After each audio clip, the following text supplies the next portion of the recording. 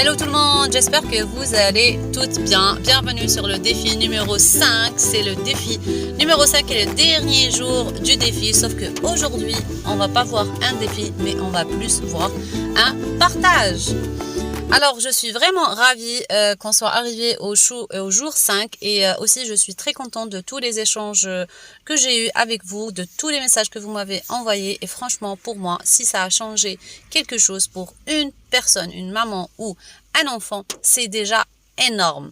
Ce que je voulais vous partager aujourd'hui, c'est vraiment par rapport à tout ce challenge et tout ce qu'on a vu ensemble. C'est qu'en fait, ce qu'il faut retenir pour moi, après j'aimerais bien avoir votre feedback, vous, en tant que maman ou en tant que parent, ce qui est ressorti comme feedback par rapport à ce challenge. Mais vraiment, l'importance de voir que dans une relation, parent et enfant, on est en fait trois. C'est-à-dire qu'il y a le parent, il y a l'enfant, il y a la relation qui naît justement entre les deux, entre le parent et l'enfant. Et qu'il est important aussi de nourrir cette relation. C'est pour ça que hier, je vous ai parlé du défi de vous poser avec votre enfant dans un moment de calme et de lui dire « je t'aime comme tu es ». Parce que, comme vous le savez, l'être humain, le plus important pour lui, c'est d'être aimé, tout simplement, et de façon inconditionnelle, surtout chez les enfants. Et en fait, ça va faire que ça va nourrir justement cette relation entre nous deux. Et aussi l'autre chose que je voulais aussi vous partager et que je voulais revenir dessus, chose que j'ai déjà répétée à plusieurs reprises, c'est mettez-vous en première position, prenez soin de vous. À partir du moment que la maman prend soin d'elle, elle sera mieux, elle se sentira mieux, elle trouvera un petit moment pour elle. Et bien croyez-moi que ça va se répercuter, ça va se ressentir et du coup la relation avec l'enfant ira mieux et même avec le conjoint. D'ailleurs on le dit souvent, si la maman va bien, tout va bien à la maison parce que c'est la base. Donc vous êtes la base. Donc avant de prendre soin des autres, prenez l'habitude de prendre soin de vous. Prenez l'habitude d'avoir un moment pour vous. Je vous ai parlé de la cohérence cardiaque. Essayez de faire de la cohérence cardiaque au moins 5 minutes, rien que pour vous. L'autre chose que je voulais vous partager, c'est qu'en fait, il y a beaucoup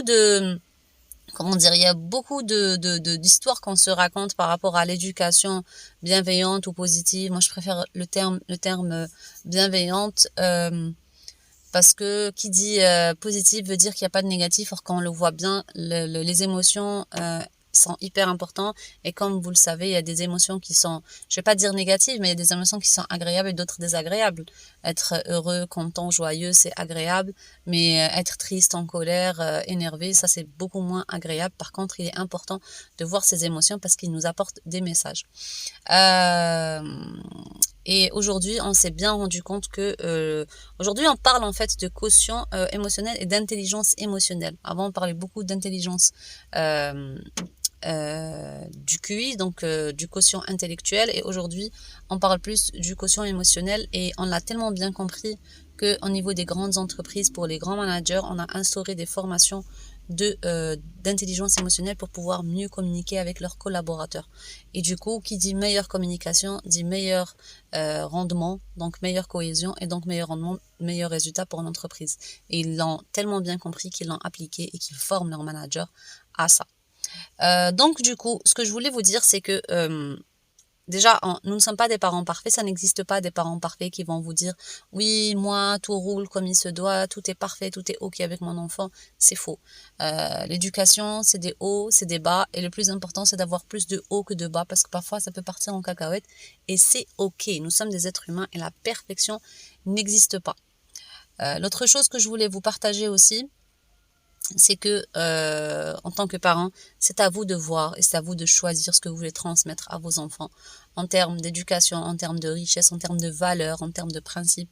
Voilà, chacun a sa façon de voir le monde, sa façon de voir les choses et c'est à vous en tant que parent de voir ce que vous voulez transmettre à vos enfants. Et l'autre chose, c'est qu'il est important de se dissocier du modèle éducatif que nous avons reçu avant.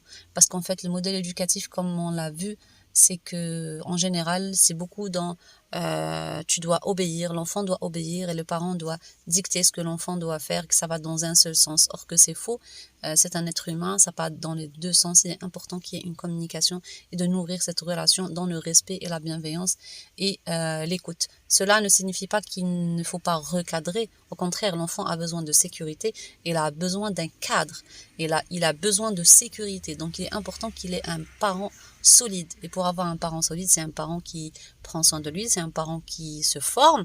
Aujourd'hui, les formations existent. Aujourd'hui, les accompagnements existent. Donc, du coup, je vous disais, formez-vous, renseignez-vous.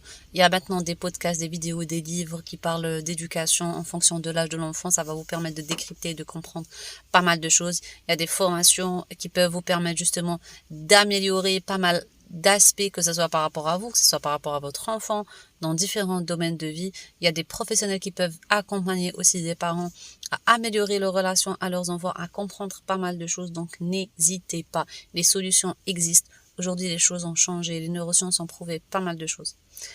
Donc voilà, c'était le partage du jour. J'espère que ça vous aura servi.